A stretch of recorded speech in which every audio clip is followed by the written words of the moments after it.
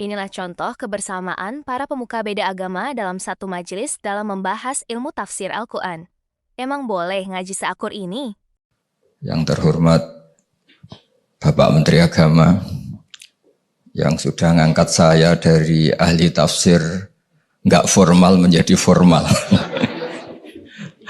Bapak Sekjen, semua dirjen yang saya hormati, dari perwakilan semua agama yang saya hormati, dari Kristen, Katolik, Buddha ya, Hindu ya.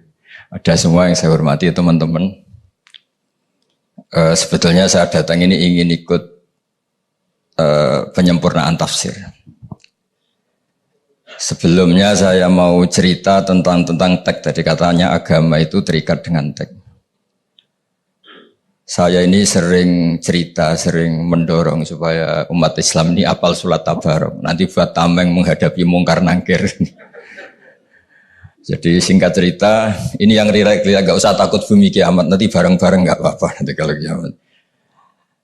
Singkat cerita itu ada orang itu harusnya disiksa. Terus kata orang itu, di hati saya ada surat Tabarok. Kalau kamu nyiksa saya berarti memukuli surat Tabarok yang ada di hati saya. Singkat cerita terus berdebat bersama Allah dibebaskan. Kenapa surat Tabarok spesial? Di situ manusia diingatkan. Diingatkan oleh Allah Ta'ala. Aamintum man fis sama ayyakhsifa bikumul ardo fa idza hiya tamur. Kok kamu hidup di bumi tenang-tenang saja? Bisa saja bumi ini tamur. Tamur itu likuifaksi. Di semua tafsir, bukan sebagian, semuanya mengartikan tamur itu tattoribu wa tartafi'u fauqakum. Bumi itu bergelombang, menggeliat, likuifaksi, kemudian bumi ini di atas kamu. Terus potensi lagi kata Allah, apa juga kamu merasa baik-baik saja ketika Allah memutuskan ayursila alaikum hasiba, benda-benda langit jatuh ke bumi. Terakhir Allah juga mengingatkan bagaimana sistem bumi yang bisa menyerap air. Harusnya bumi itu enggak ada air karena bumi itu khasnya itu menyerap air. Qul ara'aitum in asbaha ma'ukum ghauran famay ya'tikum bima imma'in. Bagaimana kalau bumi ini tahu-tahu menghisap semua air kemudian kita tidak menemukan air. Kamu bisa apa kata Allah? Siapa yang bisa mendatangkan air?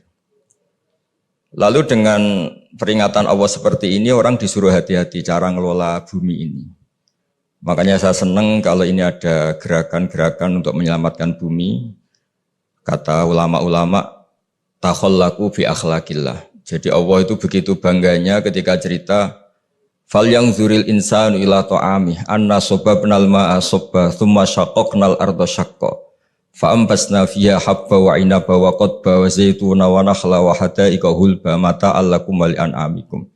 Kata Allah, lihat prestasi saya kata Allah. Prestasi saya itu menumbuhkan beberapa bijian, beberapa makanan, buah-buahan yang kamu butuhkan supaya kamu hidup di bumi ini nyaman. Mata'al lakum wa li'an'amikum.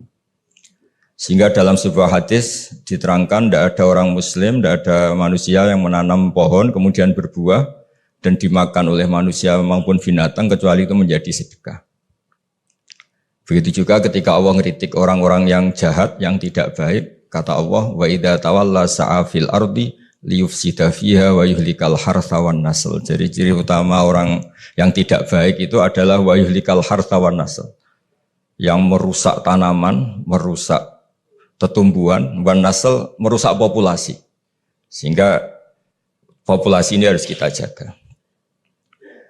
Yang terakhir saya memang datang untuk penyempurnaan tafsir, saya ada banyak-banyak. Nanti dosanya yang atur saya tambah banyak nanti. Saya ini tadi bilang ke Pak Menteri. Pak Menteri ini kan dekat sekali sama Pak Gure. Saya ini baru ini datang di Kemenang karena saya lama sebagai penekun tafsir.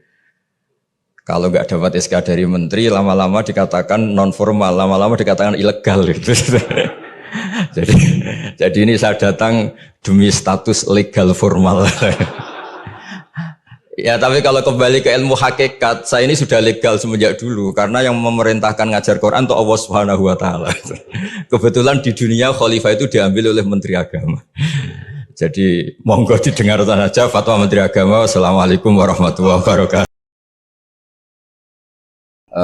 Pesan saya kepada tim penyempurnaan tafsir Kemenak, karena ini mewakili negara, satu tentu harus hati-hati.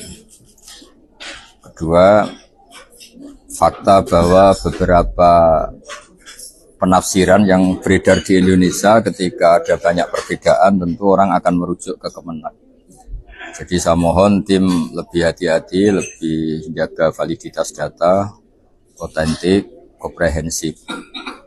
Ketiga, karena ayat Al-Quran itu dengan bahasa Arab, maka penafsiran yang lebih mendekati kebenaran adalah yang ditulis ulama-ulama dulu dengan sedikit kalau terpaksa dimodifikasi dengan ilmu-ilmu usul fikih. Sehingga kelihatan Al-Quran menjawab tantangan zaman.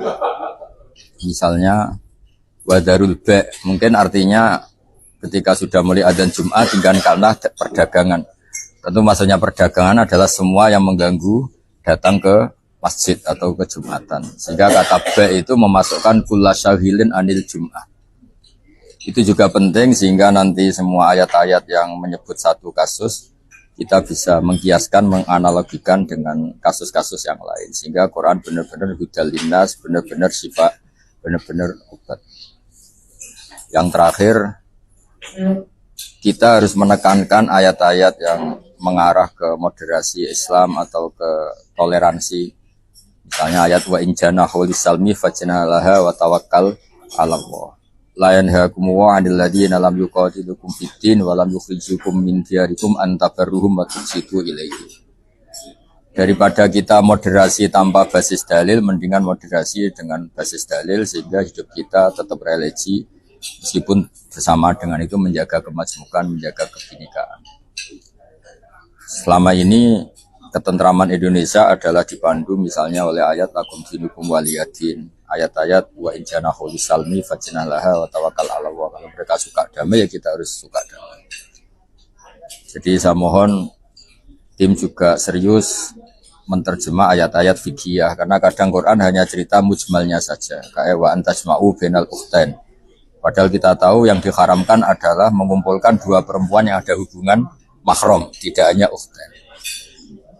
Begitu juga ayat-ayat misalnya Nabi Lut cerita haula ibanati hunna adharulakum fattaqu wa la tukhzuni fi dhaifi. Ketika ada penyimpangan seks, orang suka homoseksual, Nabi Lut bilang lelaki jangan suka laki-laki, normalnya kalian tuh suka perempuan. Tapi yang dimaksud adalah suka perempuan kemudian menjadi halal lewat nikah. Tapi Quran hanya bilang haula ibanati hunna adharulakum.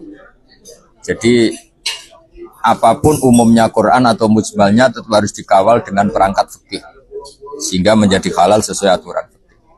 Kalau tidak ya hanya dikira pembenaran terhadap hal-hal yang tidak kita inginkan. Sebab itu kepastian-kepastian fikih itu harus menyertai di footnote atau di catatan-catatan tambahan sehingga tidak melahirkan salah paham. Itu juga otomatis harus satu paket. Kalau enggak ya tadi. Jadi misalnya ayat-ayat faktulul musyrikina haitsu wajadtumuhum wa khuduhum itu kan kesannya ekstrim. Bunuhlah orang musyrik kapan saja kamu ketemu. Itu di tafsir Nawawi al musyrikina khosotan yang ada kasus tertentu. Mereka merangi kita, mereka jadi tetap merujuk qatilul ladzina yuqatilunakum. Udina lil ladzina yuqatalun. Yang dibolehkan itu posisi yuqatalun. Kita diperangi kita. Sehingga tetap menemukan logikanya ketika ada ayat-ayat menyuruh kita perang karena qatilul ladzina yuqatilunakum udina lil ladzina yuqatal. Sehingga kita tetap tidak ekstremis tapi ya realistis. Ketika kita dulu dijajah Belanda, dijajah kolonial, tentu perang saat itu yang menemukan momentumnya. Sama seperti udina lil ladzina yuqataluna bi annahum. Jadi ya jangan moderasi yang mengharamkan tadi kital, ya jangan terus kital padahal masih bisa ada mediasi. Ya saya kira demikian. Assalamualaikum warahmatullahi wabarakatuh.